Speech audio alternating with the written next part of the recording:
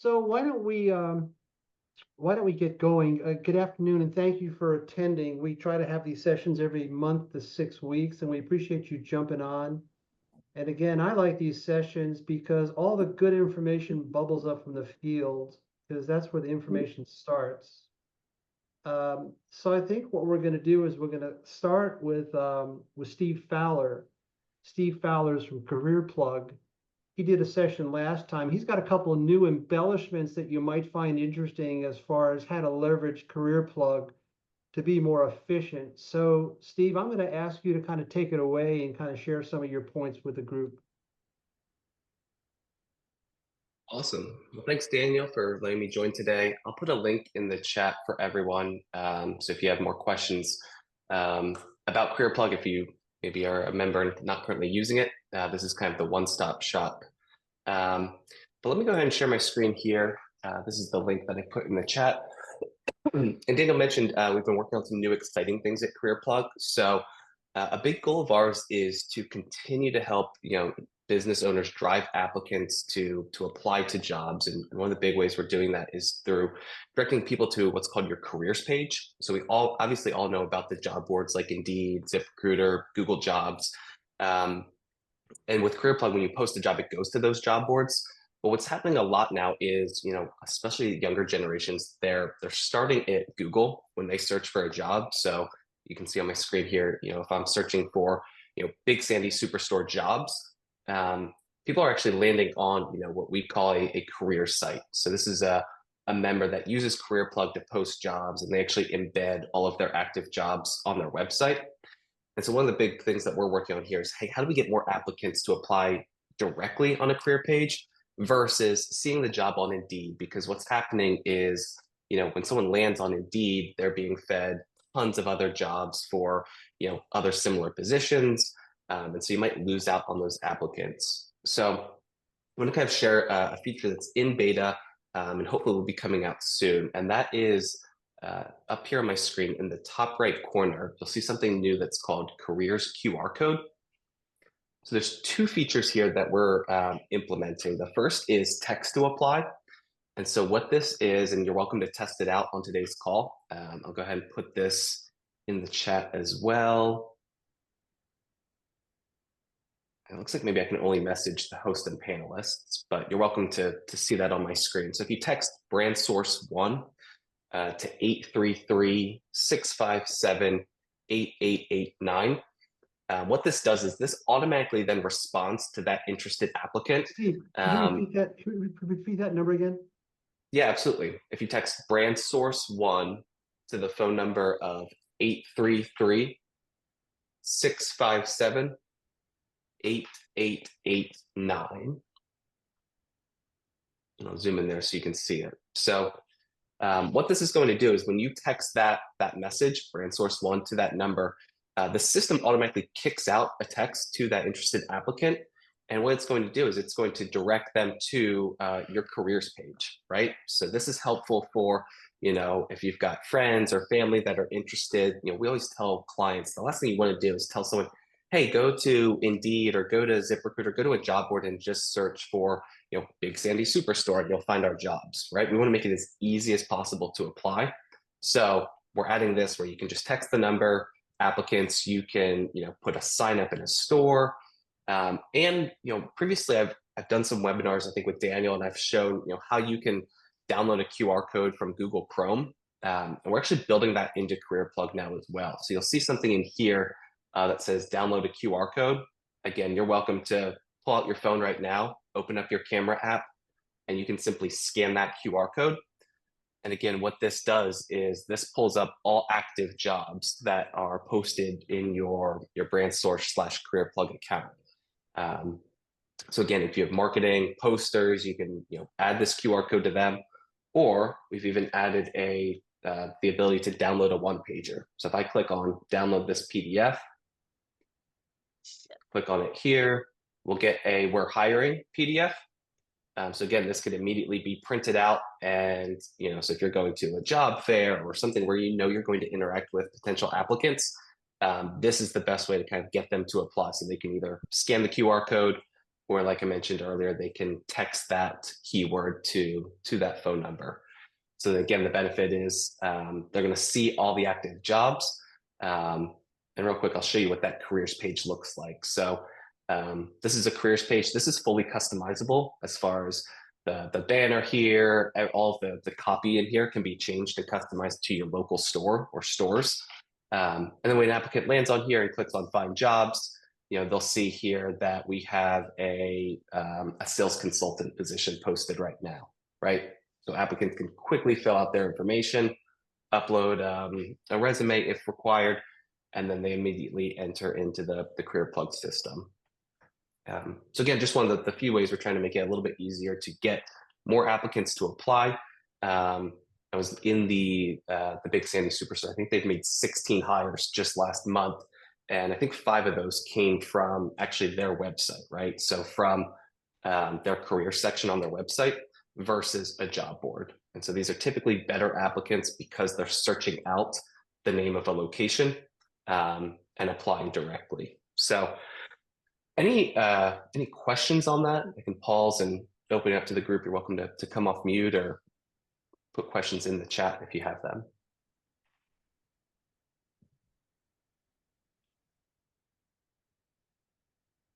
Hey, Steve, go back to ghosting real quick. Yeah. So ghosting, probably everyone's... With a clutter of candidates on the market. Yep. Yeah, so one of the things I've talked a little bit about lately is there's a trend lately where because there's so many jobs posted, Indeed is a little bit concerned that applicants go to Indeed, apply to 10 jobs, and then only hear back from maybe 1 or 2 employers. And so the last thing Indeed wants to happen is they become known as a job board that applicants apply to but never hear back from. So they've recently added what's called a responsive employer badge. You might see this on some of your jobs. And it's interesting because it's a little bit of a double-edged sword, right? In this case, there's a position here that says to an applicant, hey, you're probably going to hear back within 8 days, which isn't, super confidence inspiring if I'm an applicant looking to be employed right away. But on the flip side, it can also tell an applicant, hey, this employer is really responsive, and they're going to typically respond back within 1 day. And so this is, a lot of the features CareerPlug is building around, text messaging and our autopilot feature to schedule interviews is to help eliminate, your business being flagged with that 8-day responsive employer badge, because ultimately we want, more applicants to apply to jobs. And then like Daniel mentioned, to cut down on ghosting is we build in that reminder text message, right? So when I apply to this appliance repair tech position, and get an interview or a phone screen, I then get this kind of drip reminder through texting to say, hey, tomorrow is your interview. So that way, if it's a super busy week, I've got a lot going on, I don't forget about it. So again, a lot of what we're doing is trying to make it easier so that way you don't need to manually type out 20 different text messages to applicants, but rather the system will just automatically kick those out to applicants. I'll pull this up on the screen again. Go ahead, Daniel. What's the best day to post jobs? Yeah, still kind of Sundays into Mondays. A lot of applicants are looking on Mondays, right? So picture if they're currently employed, they're getting ready to go into work to a job maybe they don't like. And so Mondays we see the highest traffic for applications. So a lot of times people are posting Sunday night into Mondays to keep it kind of as fresh as possible on the job boards. Now that only applies to jobs that are going to a job board like Indeed, ZipRecruiter, etc. When a job is posted and then sent to your careers page, it doesn't matter when it was posted because it's going to live on your website until you remove it, right? So when I look at this careers page here, the date this job was posted has no impact on it because it's always it's not surrounded by obviously competing jobs. Any general questions on CareerPlug? Successes? Stuff that you guys have picked up? Anything? You got to come off mute.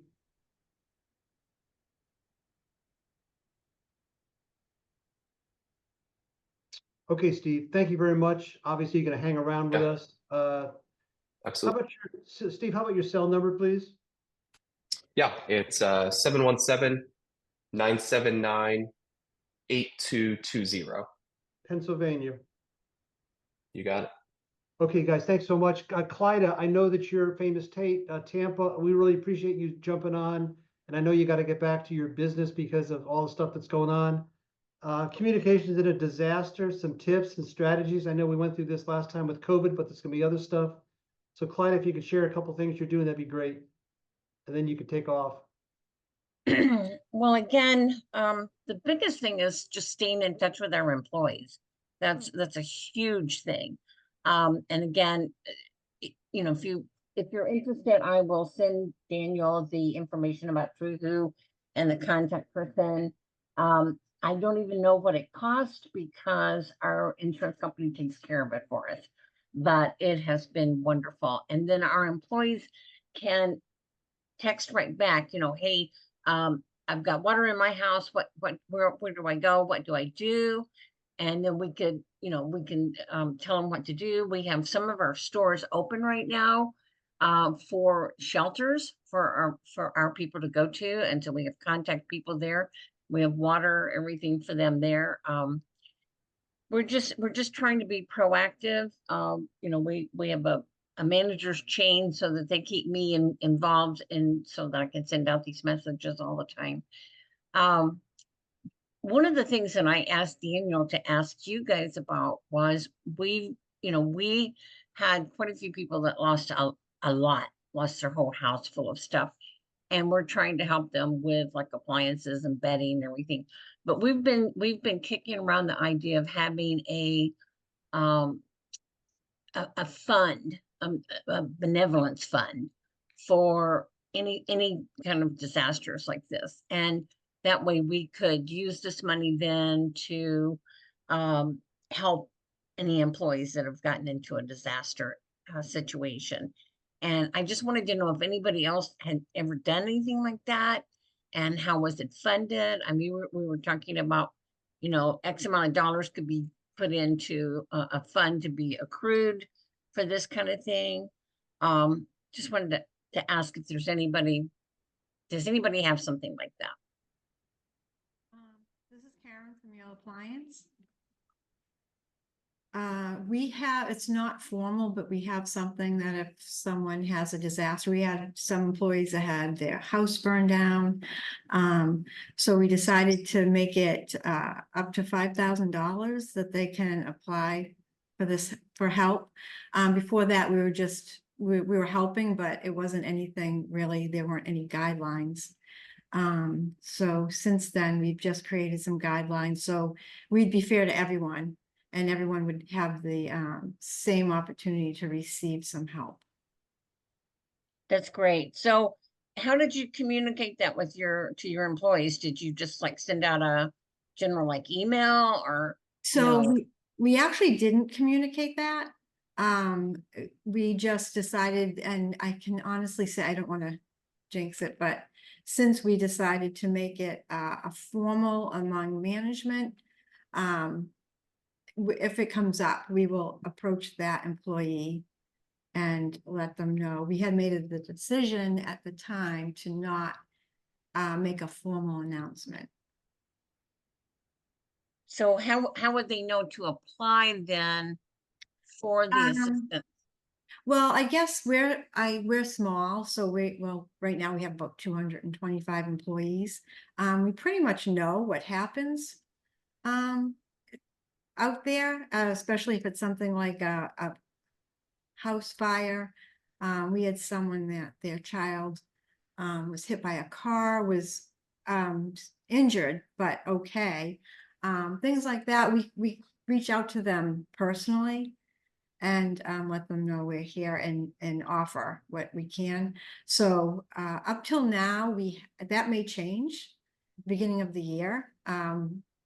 But right now we have not made any formal announcements, and I can honestly say we pretty much know what's going on among our employees.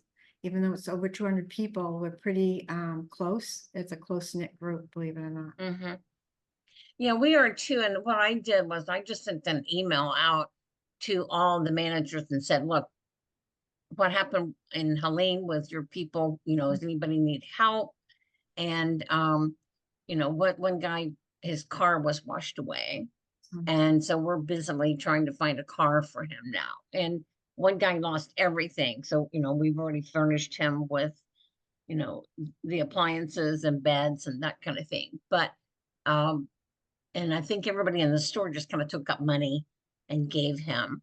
We're a family, and we look after each other. But we were just trying to think of how we could, more formally set that up. But it's probably good that you don't advertise it, because everybody in the world would want the $5,000 help. I don't think they would. I think like our people are like really banding together, really helping each other. And so I don't think that would be a case. So the money, do you have it accrued into a separate fund, or? Yeah, we don't have a fund for it. We don't have money, a fund that we put money into. It's just something that the company will take out. Even though it's not formalized, it's written formalized among the managers. So that's because it's fairly new. So that's right now what we've done.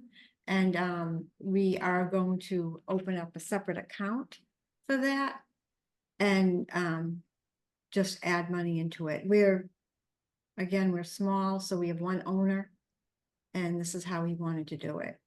Hey, As Karen. So Karen, sorry, this is Yep. actually with Spencer's TV and Appliance in Arizona. I have a question. So do you take those donations through payroll, or are those like cash donations that come in like an envelope system? So we don't take donations. This would be the company's. Oh, I see. Yeah, it would be the company. We do have, employees that are so generous, and they want to help in their own way. And if they want to do that, we never want people to feel like they have to give money for anything, especially this day and age.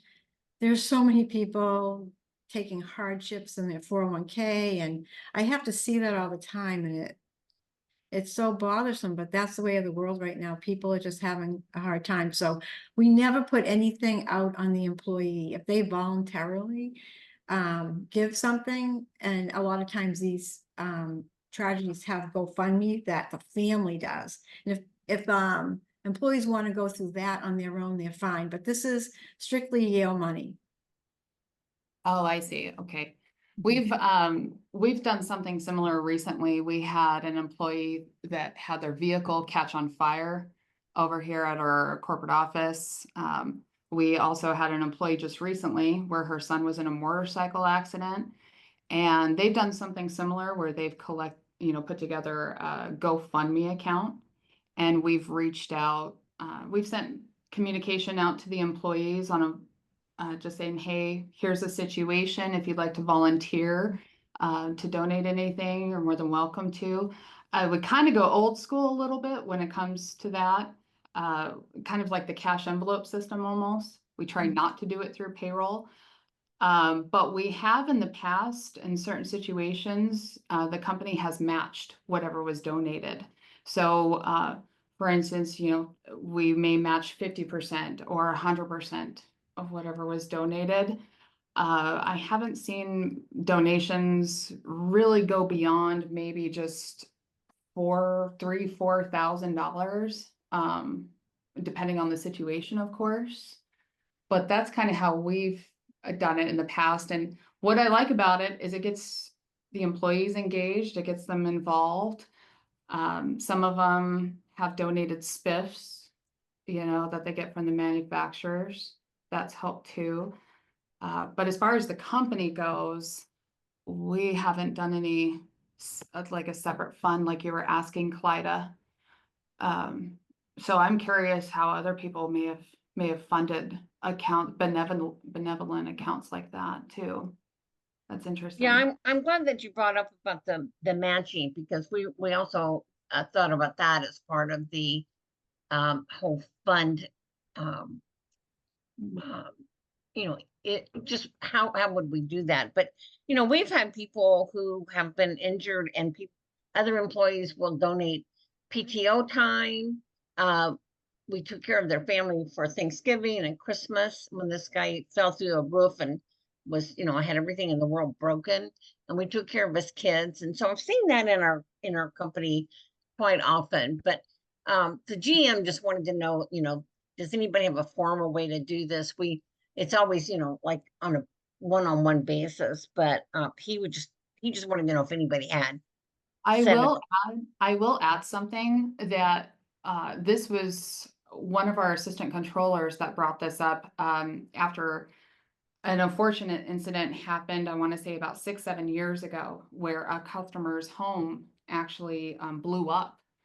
And we wanted to do something for her family. And the insurance company actually told us, do not do anything, because by doing something, you almost claim liability for that My situation. goodness. So Oh I would just be very careful. Obviously, a hurricane situation or, something along those lines that's not directly related to Famous Tates and your operation, but just be aware of that in case there is something that you're trying to be generous, towards customers or towards employees that could come back on you as a liability.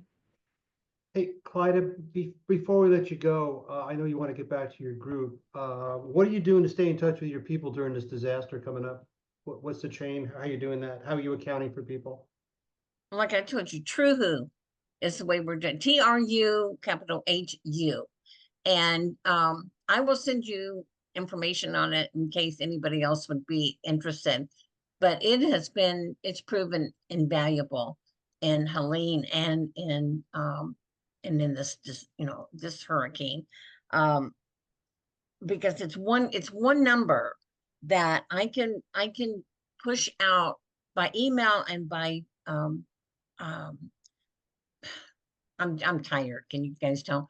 By message, we can text them, and then they can answer back. They can reply, and it's just an excellent way. And then I can report to the rest of management what's going on. It's just an invaluable way to stay in touch. So Okay. I will send you the information on it, Okay. Daniel. Okay. Because it could be that your insurance company might be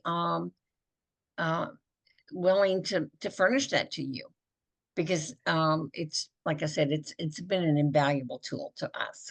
Anyone heard of TrueWho? No. Okay, so send that to me. I'll get it out to everybody else. And Clyde, best of luck to you and hang in there and be safe, okay? Thanks, guys. Thanks for letting me just jump luck. off, because I really do. I've had about 5 texts since I've been on here, so I really need to get off. Okay, great. Okay, take Is care. thanks, Clyde. Is Jennifer Idler on, by the way? I didn't see her. Is she on or no? She's not on. Okay, let's talk a little bit about what are we doing as far as cost-effective training programs that we're putting together in our office. They're not going to break the bank. Anyone have any ideas? Mary Borghese from Don's. I know that you and Brian talk about that. What are you guys doing? Yeah, I was actually going to follow up with our COO, Ray McShane, because I know he started an apprenticeship program. He started small. He started with just 2, and he's developing a plan where they spend some time just kind of training in-house. Maybe they're in the parts department for a little bit. Then they'll do some computer training, right? Like in a conference room, and then they may go on the road for a little bit, and then they come back, and it's a 6 to 9 month process. But it just launched probably the beginning of the summer. So I was thinking about touching base with him to see how it's going and see if we could bring some more folks in if we're ready to continue this. So still new on our end. You guys doing any intern programs from colleges during the summer? We just did a couple for sales positions. How did that go? They just started in the fall. We did not do them in the summer. Anyone doing any intern programs? We do have interns here at Yale. Okay. It's not a formal program. It's just if we have a marketing person right now in our marketing department. And I had someone in HR last year. How did you pay them? We paid them through payroll. Okay, how much? $18 an hour. Okay. By the way, Karen is from Yale and they're in Boston. 4 locations or 3 locations? Which one? I forget. Well, up until this month, we had 3 locations and now we're going on 6. 6 locations. Okay, good Yeah. deal. Any other ideas on training, cost-effective training programs? We have Any- in-house training, so at Yale, we have our own trainers here. What about safety issues, safety for training drivers and installers? What are we doing there? Yeah, we have a safety committee and we have safety programs. And we're just now launching a very harsh safe driving policy of what will happen if you're caught texting and driving, any distractive driving. So we have cameras in all of our Yale vehicles that go both ways, in towards the driver and out on the street, because it also protects our drivers from others trying to sue us, which has happened. We've had people, believe it or not, purposely get into accidents with us because they see the Yale appliance all over the vehicle and say our driver was at fault. So we have cameras for 2 reasons. And so we're big now on the safety of our own drivers plus others out on the road. Anyone else on safety for drivers, technicians? Been a lot of chatter about outsourcing delivery. What's going on out? What do you hear about that? Anyone doing that? Anyone changed over from your own trucks to outsourcing the final mile and companies like that? We've been doing that for decades now. This is Ashley with Spencer's again. We have independent contractors that do all of our deliveries and installs. The intent of doing that a long time ago was to allow some of our drivers and installers who were previously employees to create their own businesses and have an opportunity of making more money. That's been working out well. We have a very specific contract that they have to sign and certain guidelines they have to follow, including holding certain certificates of insurance, which we stay on top of very diligently. We also just have to be careful that we don't have some employees that deliver and install and then have independent contractors that do, because that turns into a classification issue. So we just have all independent contractors do delivery and installs, no employees. But that's been working out well for us for a long time. How's the retention of that model? It's great. Actually, we still have people that just recently come asking if they can deliver for us or they can install for us. And we're almost maxed out with we're doing about 400 or 500 deliveries a day. And we're maxed out on the number of companies where, you know, they have full routes and fully staffed. So it seems to be doing well right now. What's the sign on their truck? Some of them use their own personal trucks. Some of them have Spencer's on the side, and we do release usage of our logo that and copyright. So we do release that and the contract, but not all of them say Spencer's. But they all follow those similar guidelines that we have laid out in the contract. It seems, guys, that the more people I talk to, more people are going to that model. It seems more expensive on the front end when they do the math, but if you factor in all the rest of the stuff, and no one steals your catalytic converter off your lot, seems like a lot of people are going to that model. Any other comments on that? Successes? Yale Appliance has been doing that also for quite some time. Third party, we deal with one contractor drivers, and they wear Yale Appliance attire, and it's the same drivers. It's I think 17 trucks right now, and we're starting a program in January. We are hiring instructors for ESL, English as a second language, to help these drivers maybe have a career at Yale after so many years, because they all want to work at Yale. But we have an agreement with the contractor, so we just started something with him. After 10 years, these employees for the driving contractor can apply at Yale. So we're going to start classes so they can learn English. So it will help them, you know, at Yale, but it will also help them in their personal lives. This company hires a lot of English as a second language speaking people. So, and they're really good employees, and they really want to better themselves and be able to have a career, some type of career path. And I'm sure that they're very entrepreneurial in spirit and they show up and work hard, right? They do.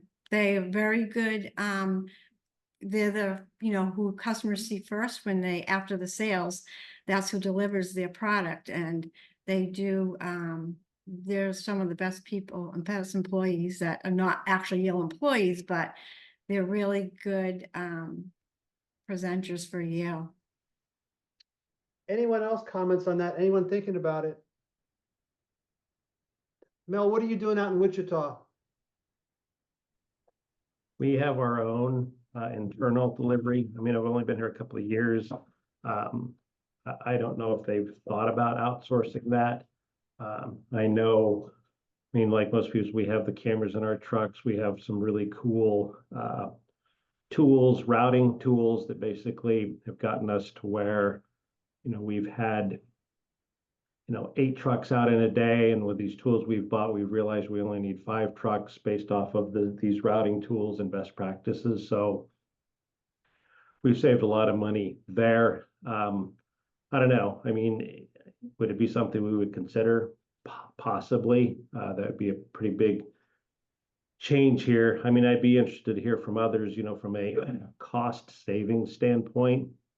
I know short term it's probably more, but I mean, with all the insurance cost affiliated with that, I mean, in the long run, are you guys really saving money? And the second question, you know, are you getting, you know, feedback from people, you know, negative feedback on the actual deliveries to where, you know, we track that customer service experience here with our drivers, and it, you know, it really ties back to our overall effectiveness as a company. Ashley, what do you say about that? I'm sorry, I may have missed that first question, but as far as the second question goes, with customer service, we do that all through Package AI, and we still hold them to that same standard, and we keep all of those statistics. And so we don't really see a big problem with it, but it is something that we do address when the problem does come up.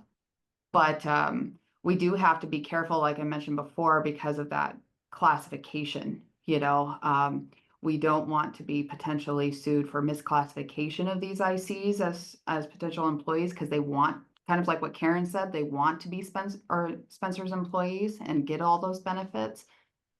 So we try to be very careful of that we don't put too much on them and treat them like an employee, but we do have certain expectations that are listed out in our contract. And the feedback system that we use through Package AI seems to be working well.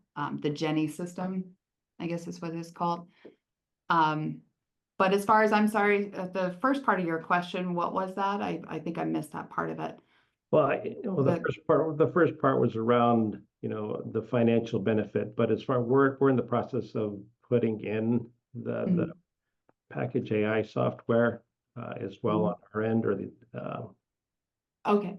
Well, the financial benefits was actually one of the main reasons why they wanted to move from employees that deliver and install versus ICs. So we would actually loan them money and become the bank, so they can purchase their own trucks and trailers, and at a very low interest rate compared to the market. So that actually worked out in our benefit, especially if they, you know, defaulted. But then it helped us out financially because we didn't have to pay for workman's comp or any of those other benefits.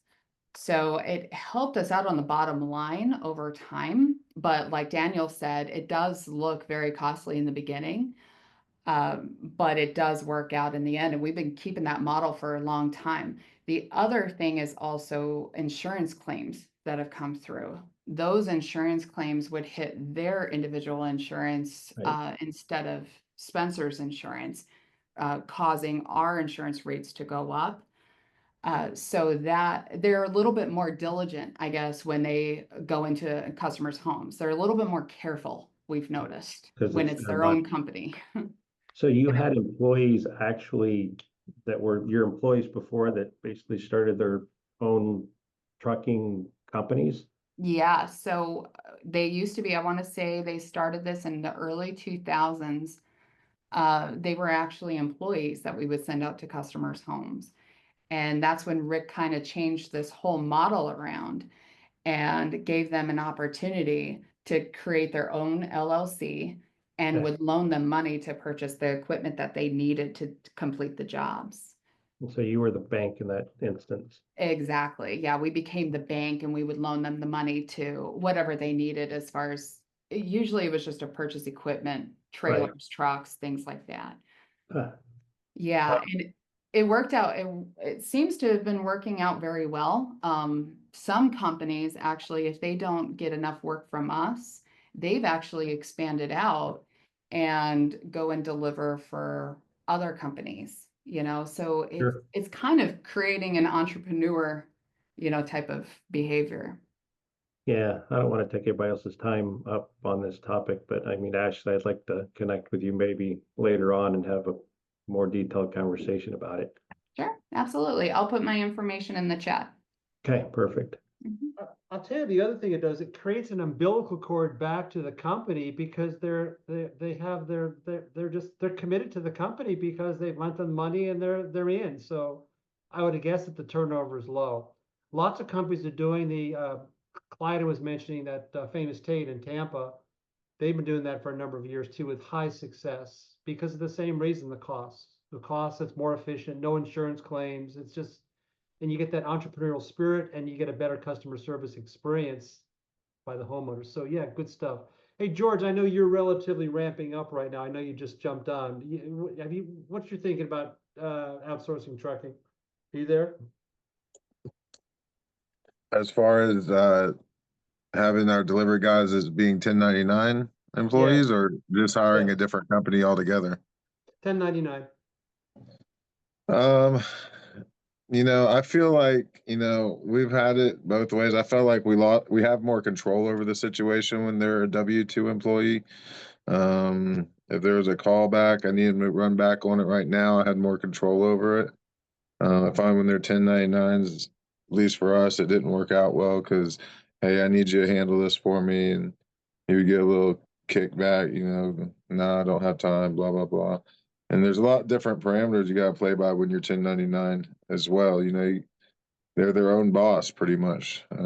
So it's harder in our state, in our instance, it was harder to have better control over the situation. So we only have them as W-2 employees now. For us, we've been paying. This is something I'm trying to figure out. Is we've been paying by the per day. Like our head delivery guy gets $250 a day for deliveries, and then his ride along guy gets $200 a day. So that truck ends up paying $450 a day in wages to run the truck. And then so you also have however much the truck costs and gas and insurance. So about $600 a day is what that truck needs to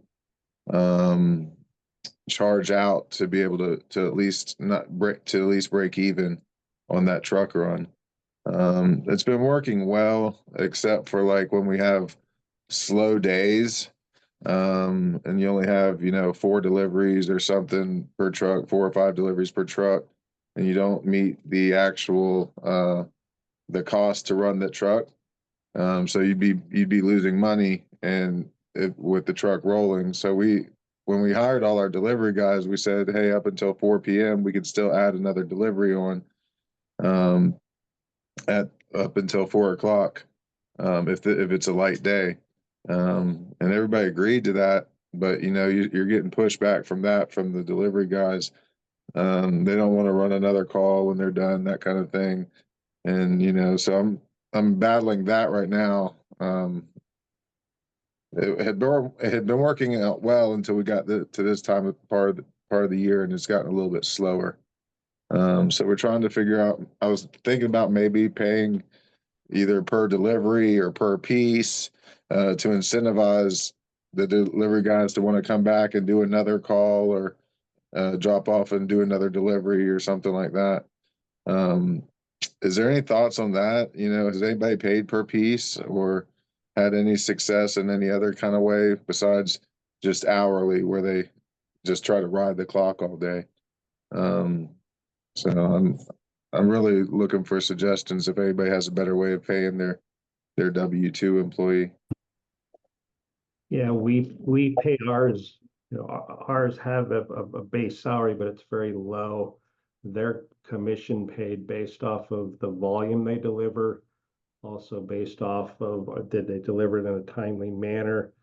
Also, did they not do any damage to our to the customer's home or any of the furniture they delivered? So our drivers can make on the low end, and we're in, you know, the middle of Kansas here. The low end, you know, $16 an hour, but you know, some of our drivers make, you know, up to 40, 45 bucks an hour, because they're incentivized for delivering on time, getting it there safely, and all of that. So, you know, our turnover in those roles are very low, because they're incentivized for really well, in my opinion. But, you know, it's worked great for us from that standpoint. And how do you keep track of that? Does your POS or does your tracking software or something keep track of all that? Or Yeah, we have a delivery tracking software. We know exactly what goes on the truck. We know exactly how much they're delivering. It's tracked by the driver and the rider in the truck. We know exactly where they're going. We have the tools that show if they're delivering everything on time. We get feedback immediately from the customers if the, you know, delivery was good, if they were satisfied with everything, if there was any damage, and then that stuff is tracked daily. And then, you know, then that information is then, you know, pulled into spreadsheets, and that's, you know, how we calculate their payroll. It's a pretty simple process, just because the tool we have to track all of that is really good. is that through Package AI or somebody different? It's somebody different now. We're switching over to Package AI here within the next, I would say, 30 to 60 days. We're really close there. We're trying to run some parallels is what we're doing now to make sure everything comes over correctly. But, you know, that's what we're switching over to. And the guy who's kind of running that says Package AI is way better than what we have now. So.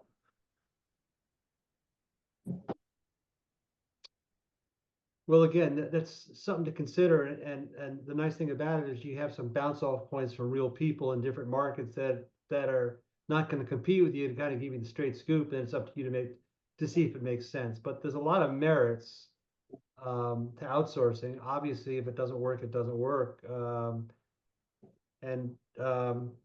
Use people as a resource. It's really what the bottom line is. Any other things that people are struggling with right now? You know, we're in open enrollment right now. We got to worry about that between now and December. Any tips and strategies in open enrollment? What are we doing there? Are we outsourcing that to ADP and some of the bigger companies? What are we doing there? How's that working? Yale Appliance, we use ADP for our open enrollment, so it's really easy. All of our benefits are through ADP, and we have what we call passive open enrollment.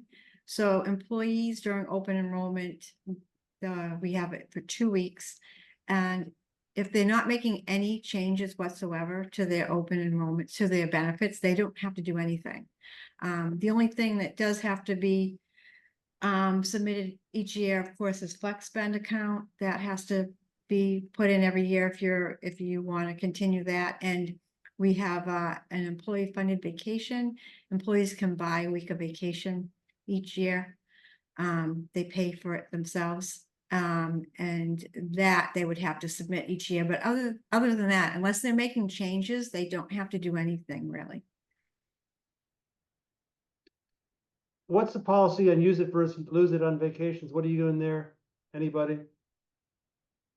We allow at Yale people to hold over 40 hours of vacation, and that's it. At Anybody? Spencer's, we automatically pay out at their anniversary.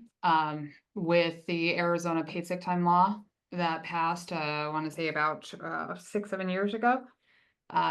We combined our vacation as paid time off, so we don't have a separate sick and vacation.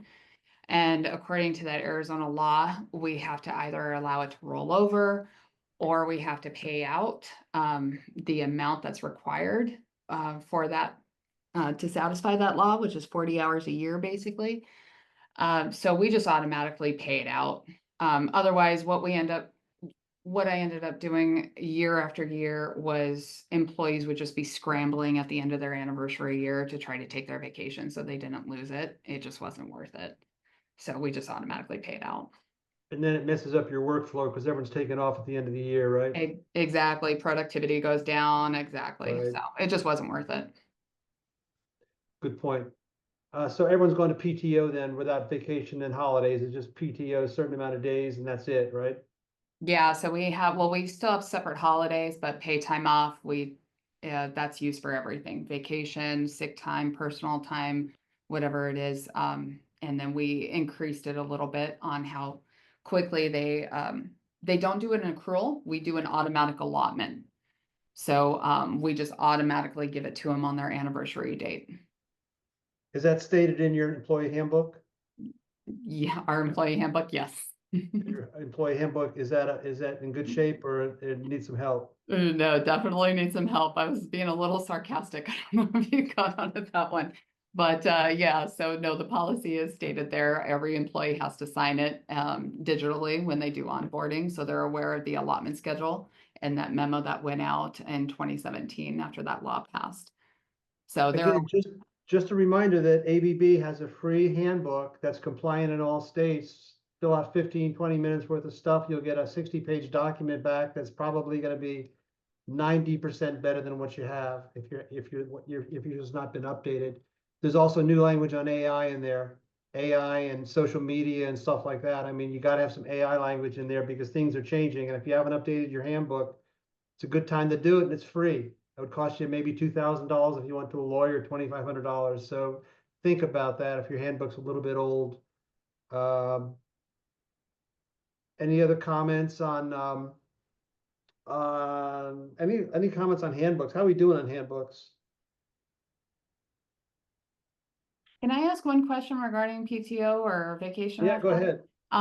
Does anybody else require PTO be used before employees take unpaid time off? Yes. You do? Well, our ETO, we call it ETO, it's sick time, that's separate from vacation time.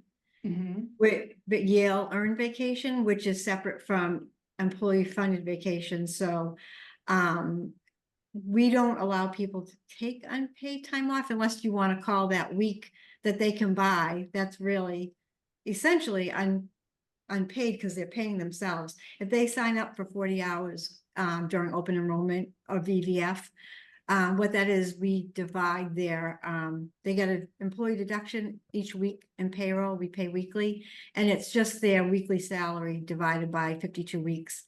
So they're paying into it every week. So if they take that employee funded vacation, that's essentially unpaid because they're paying themselves. Whatever they don't use at the end of the year, they just get it right back. It's their money. It's almost like putting it into a separate account. It's not taxed when they use it because it's just a fund that they're putting aside. But our employees have to use their Yale vacation that they earn through Yale before they use that employee funded vacation. You would think that's a no-brainer, but so many employees try to use that first, which doesn't make sense.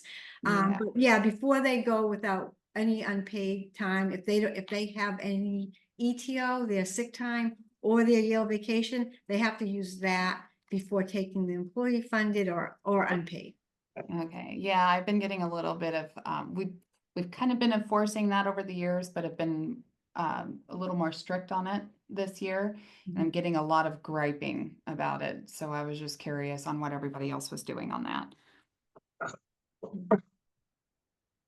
How is the quality of candidates these days?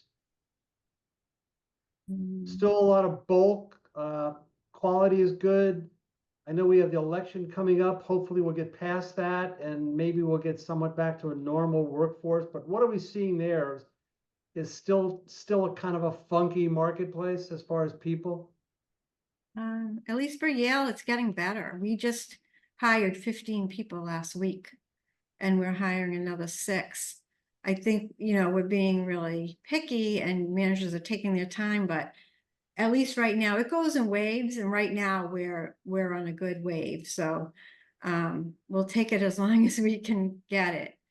And we just acquired a division of another company. So that was 9 of those employees were from another company that we took on. But things are looking better right now. That can change though quickly.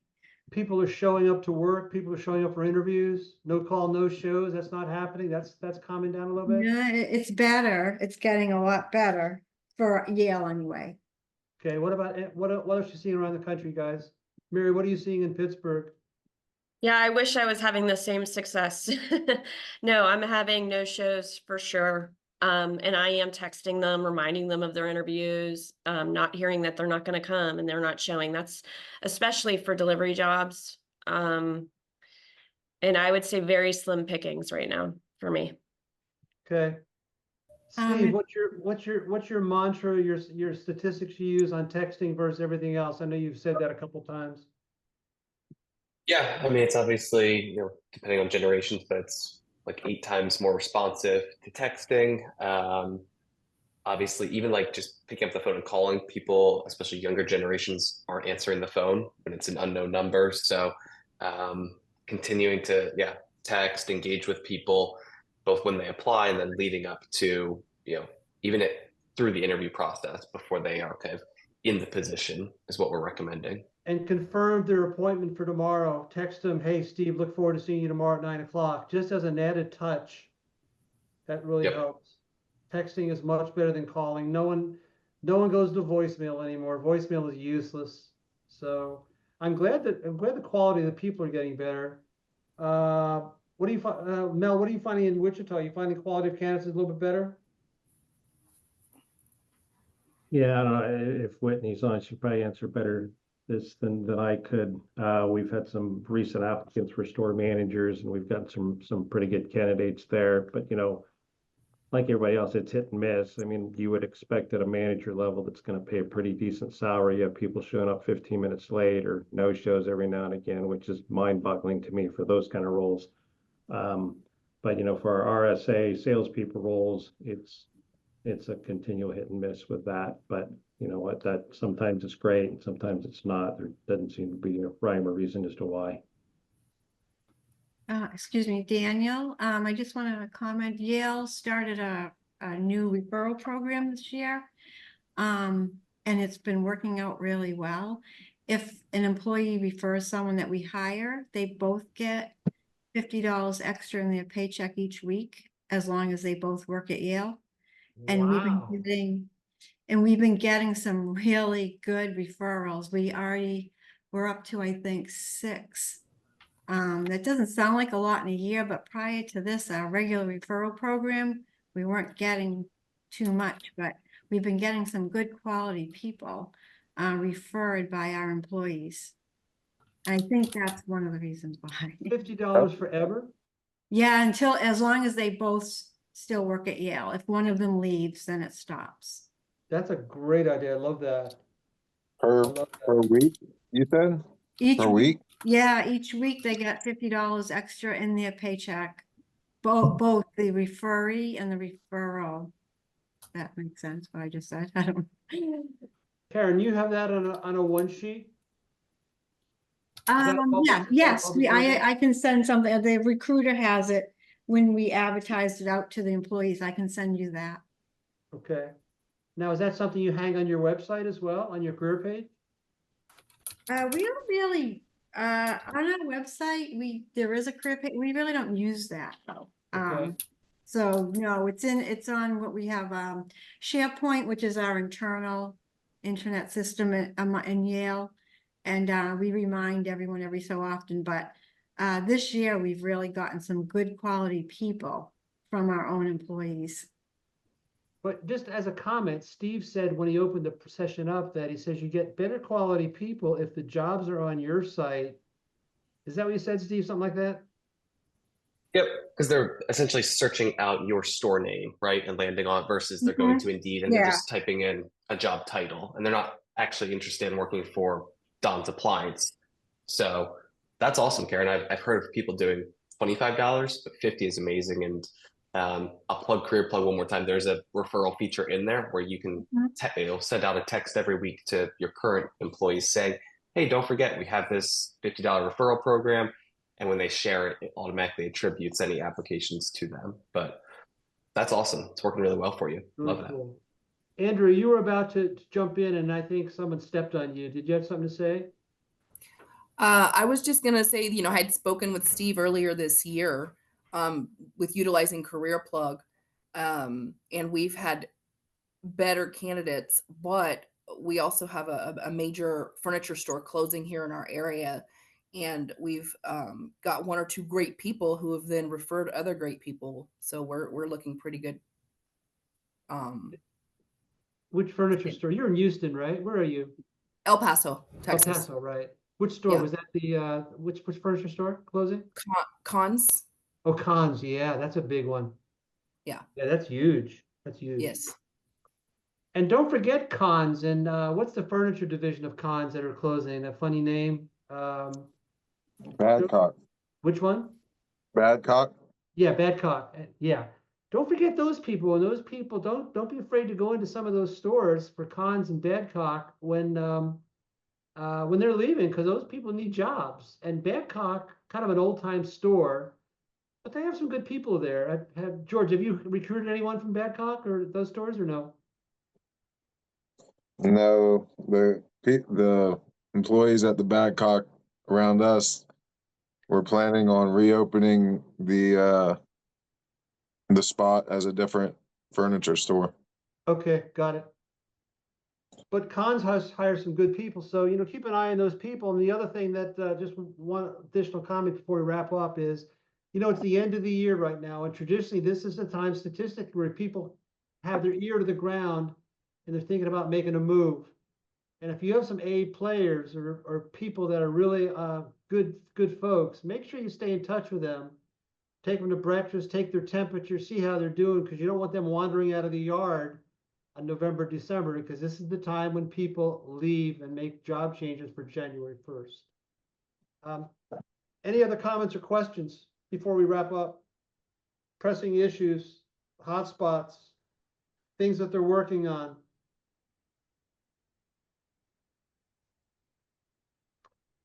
I got a quick announcement that I think would be interesting. BrandSource and ABB have signed an agreement that they're going to be able to offer healthcare to members. So if you have a shop with 10 people and you're struggling with healthcare for those people, we have a strategic alliance with a company that's going to be offering healthcare for the major companies in your particular market. So stay tuned on that. I mean, that's huge and something we all struggle with because, our census is too low.